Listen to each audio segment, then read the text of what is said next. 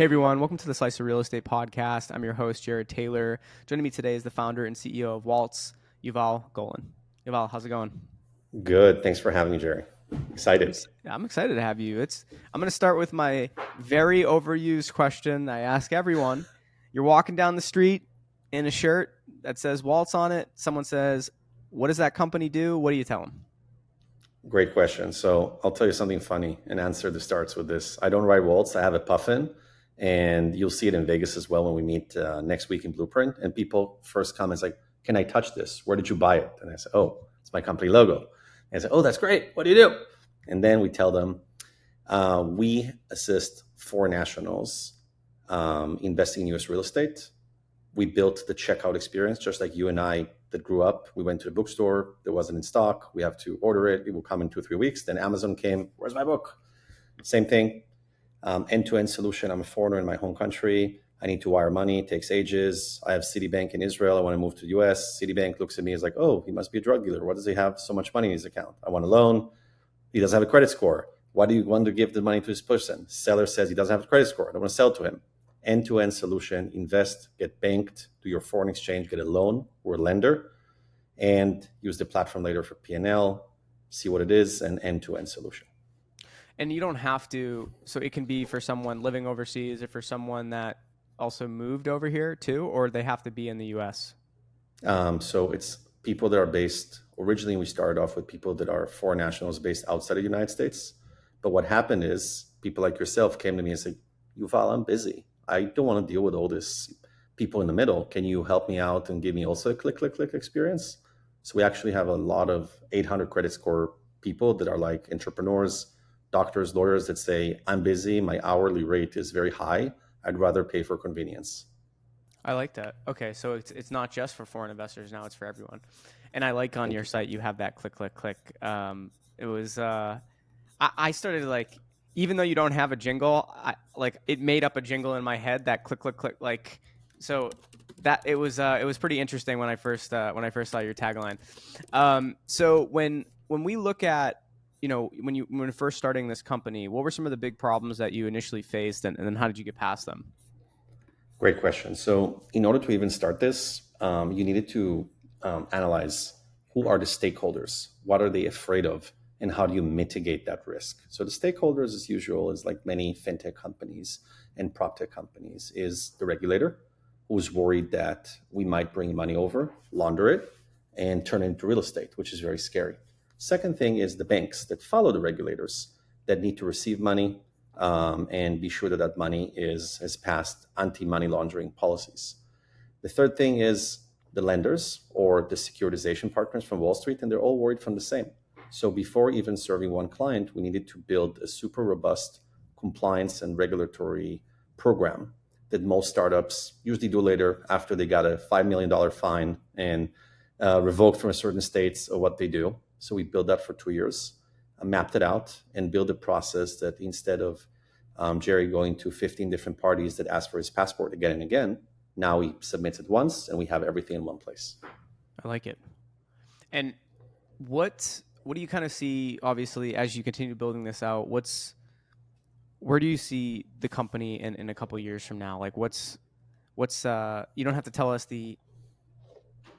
all the little details, but like what's the grand vision here? What are you really excited to continue building?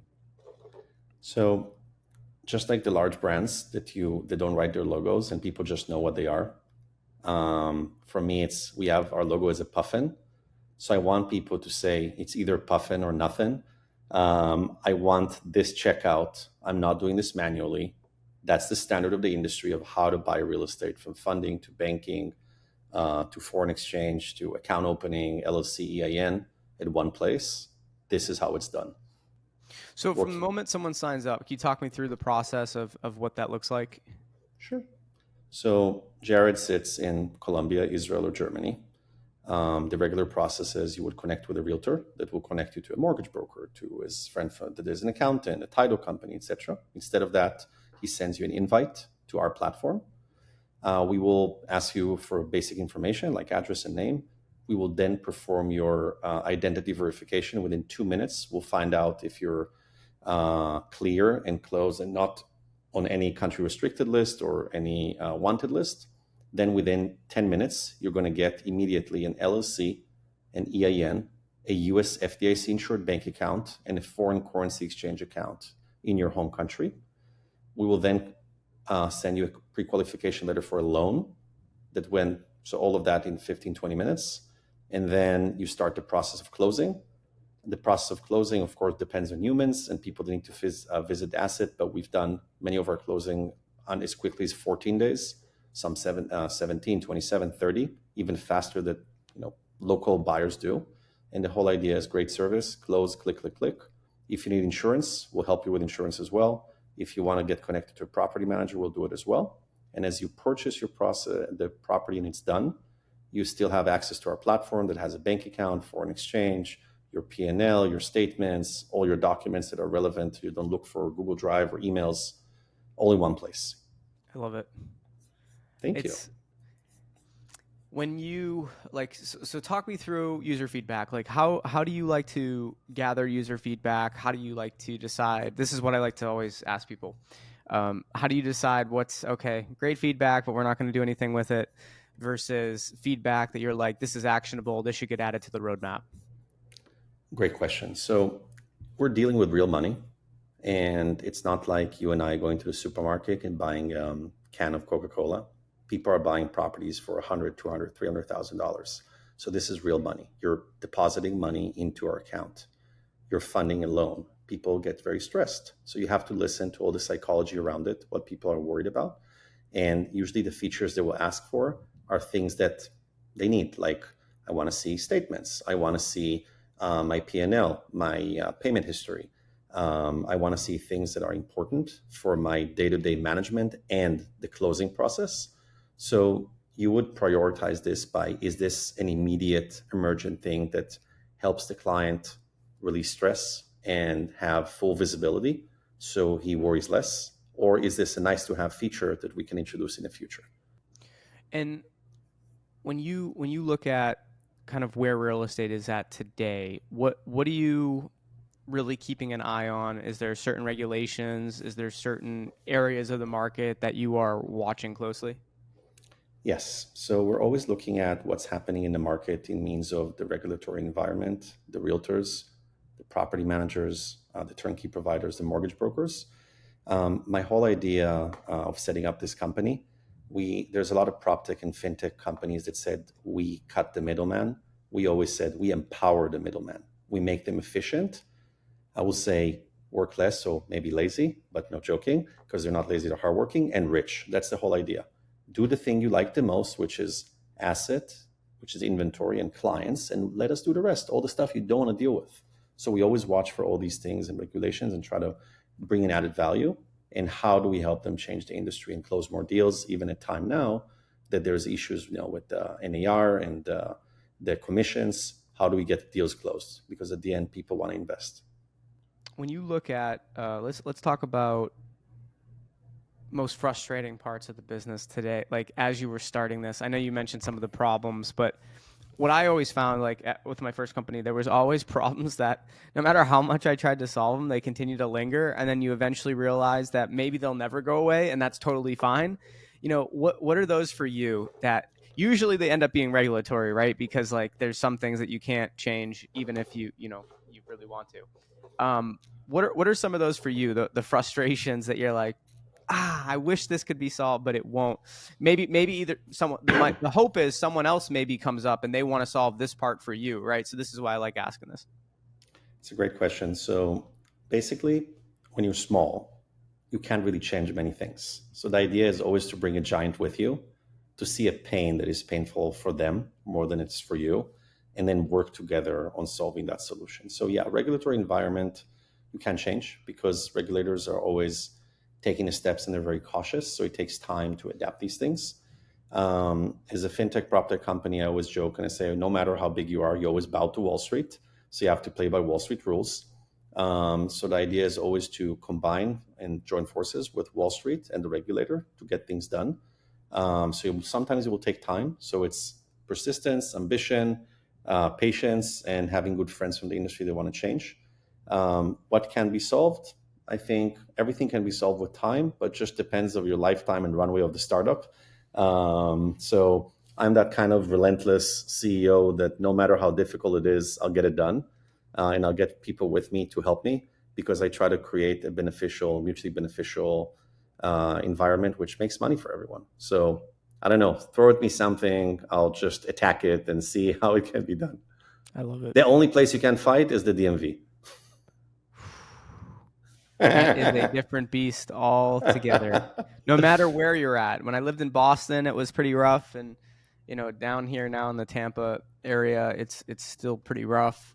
It, every place you go, there's like little things that are better, but yeah, like let's leave that as the worst case scenario for any industry and how they handle documentation, and let's make sure that doesn't affect other industries and other parts of processes for sure.